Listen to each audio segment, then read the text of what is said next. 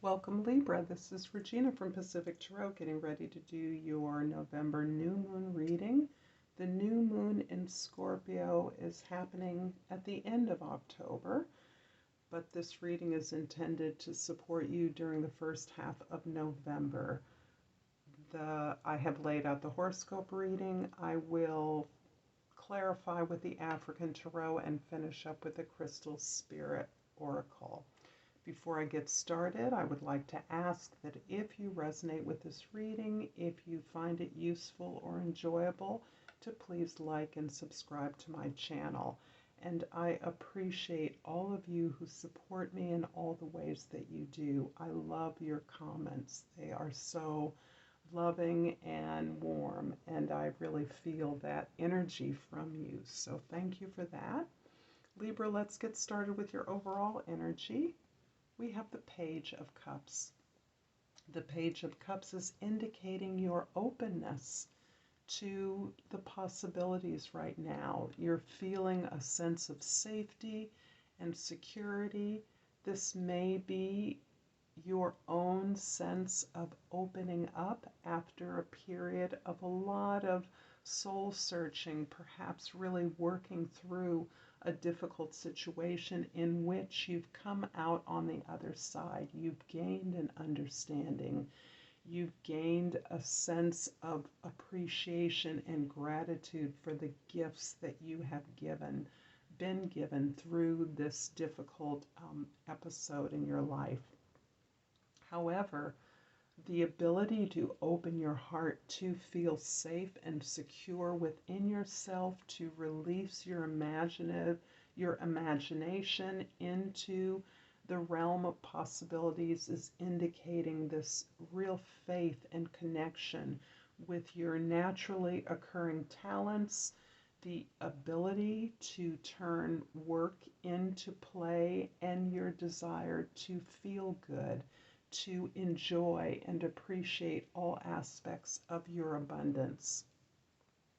In the 10th house, the place where others see you and your position in the community, the 10 of Swords is in fact asking you to take this tremendous openness of your heart and really let go and forgive all of those involved in difficult failures, hardships, or disappointments you've experienced. This may be a combination of difficulties or obstacles you've experienced in your work, in the world, as many of us are, or in any area of your life in which people have expected something from you. This is you recognizing that the hard work that you've done in the past, your efforts to comply and live up to what you believed were your responsibilities, have not felt rewarded.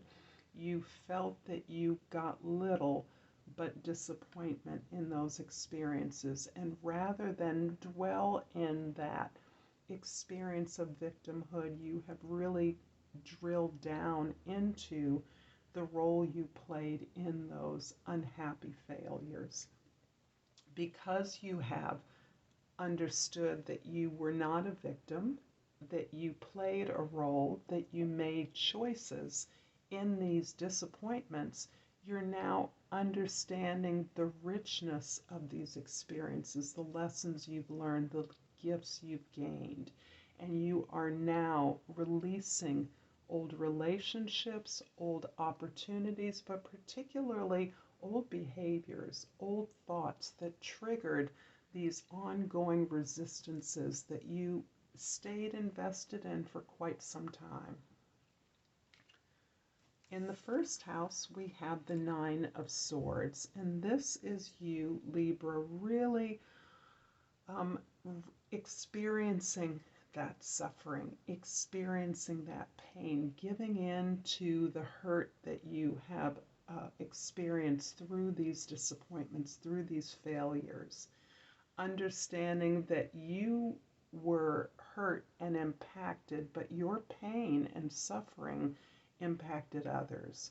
This is also a skill that you are bringing with you from the fullness of your heart, recognizing that the ability to experience growth, to be released into the realm of possibility and joy, requires your ability to grieve these experiences, to allow yourself to feel and the experiences in order to release them and move forward. So you are, yes, understanding that the ability to cry is also giving you the strength to extract the joy from those experiences and extract the lessons and hence their gifts. The fourth house, the Five of Swords. The fourth house is your home, your family of origin, your domestic environment. It can also be your history.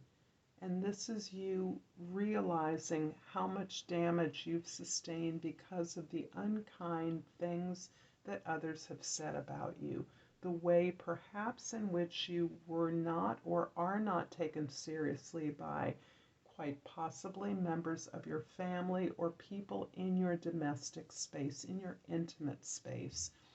The things that you heard, the words that you have stayed in your memory have kept you from pursuing your interests, your dreams, and also have warped your sense of who you are. You are learning through these difficult experiences that these words can only find a footing in you when you don't have a sense of security or certainty about who you are.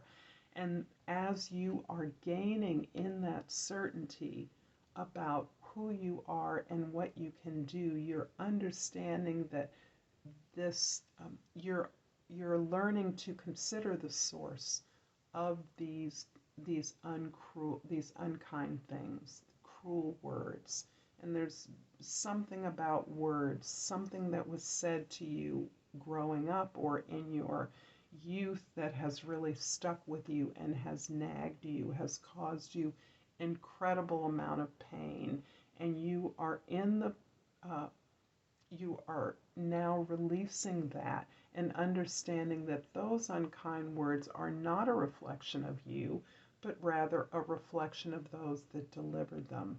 And rather than being stopped or stunted by the unkind view that others have of you, the way in which you weren't taken seriously, you are no longer holding that, internalizing that. You are releasing and working through these words, including the way you may have used words similarly to others in your family, others who are in your domestic environment.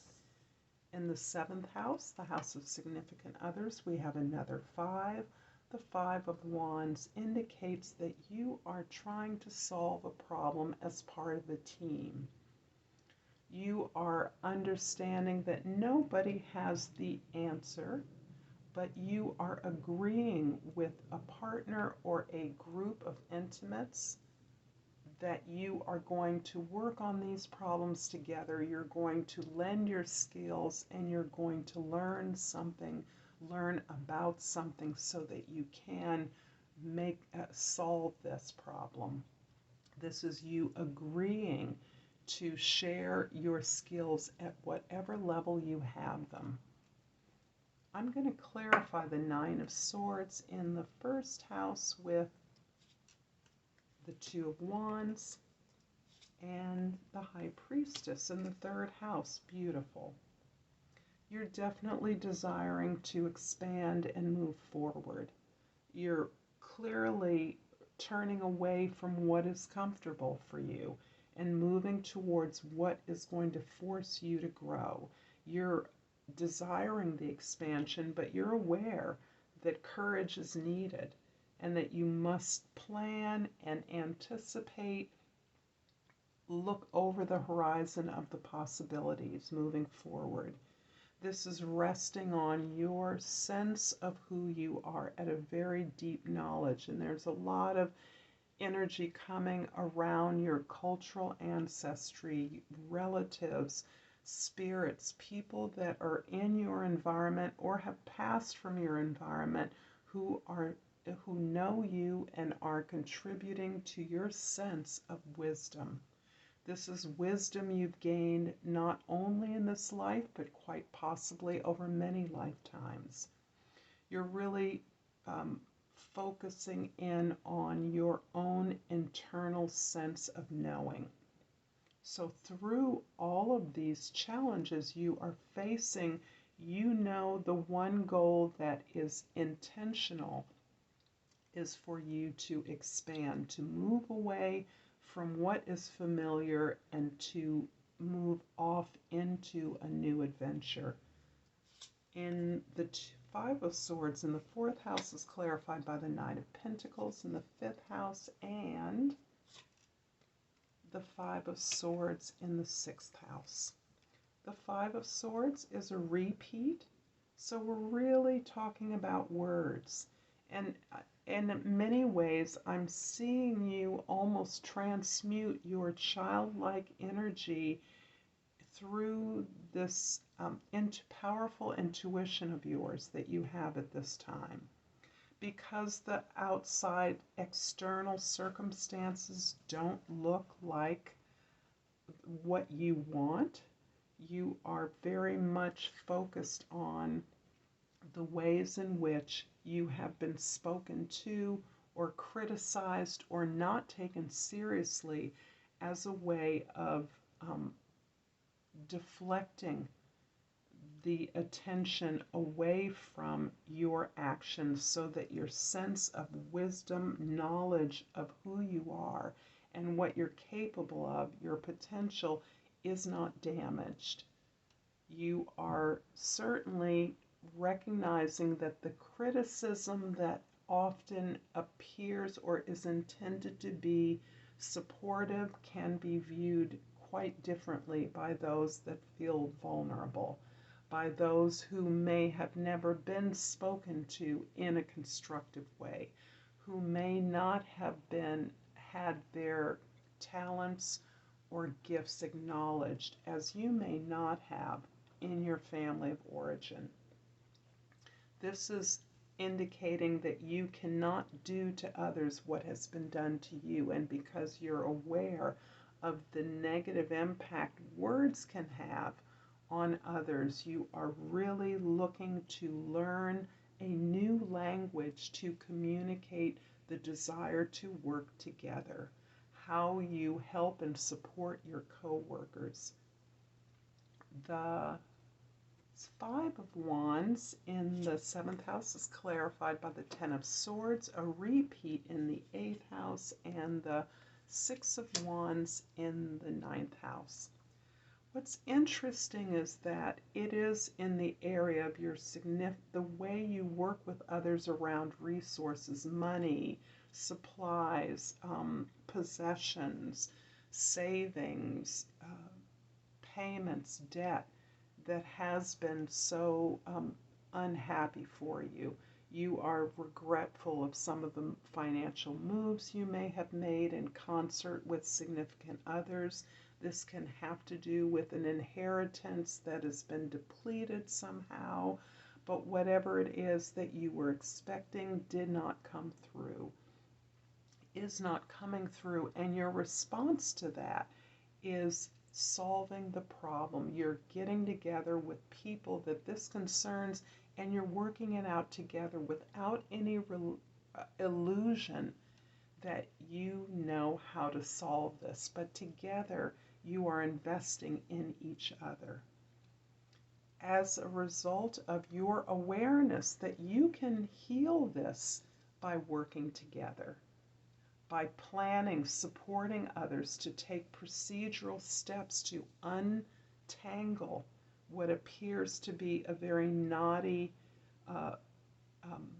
situation, you are being recognized by your peers.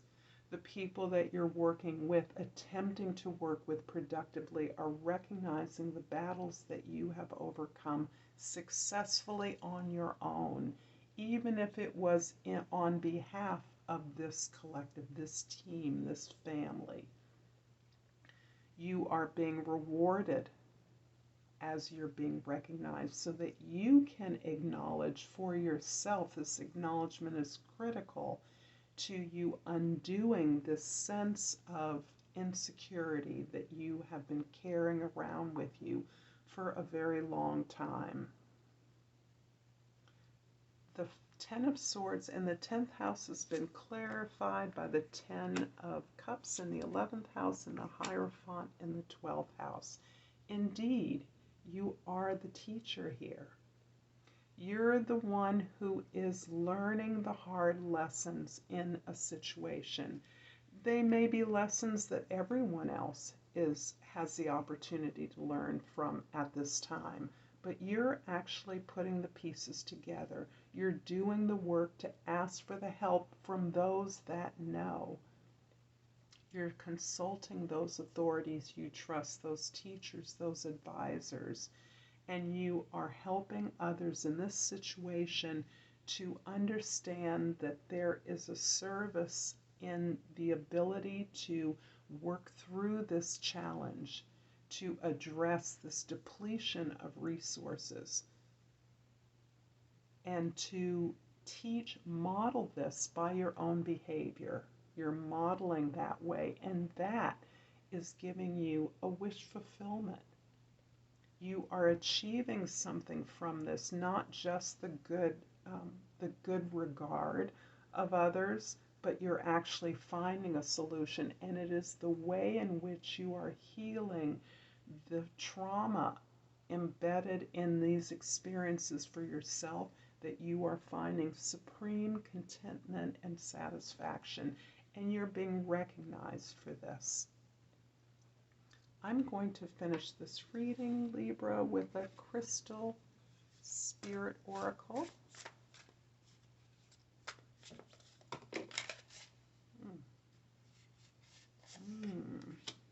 I pulled the diamond. Wow. I've never pulled this one before. Number 20, which, by the way, is not only the Judgment card, but it reduces to 2, the High Priestess here. So I'm going to read you the crystal meditation for this card. Diamonds can be formed in the Earth's mantle, in a lab, or due to a collision of an asteroid with Earth. However they come into being, they teach us that extreme pressure and hardship can transform even the most ordinary into something incredibly strong and beautiful. Diamond Spirit asks us to contemplate how something that felt unbearable may have actually assisted us to become more fully who we are. Can you see how strong you are now? Libra, this is so beautiful. I am so touched by your beautiful reading. I thank you for it, and until next time, Namaste.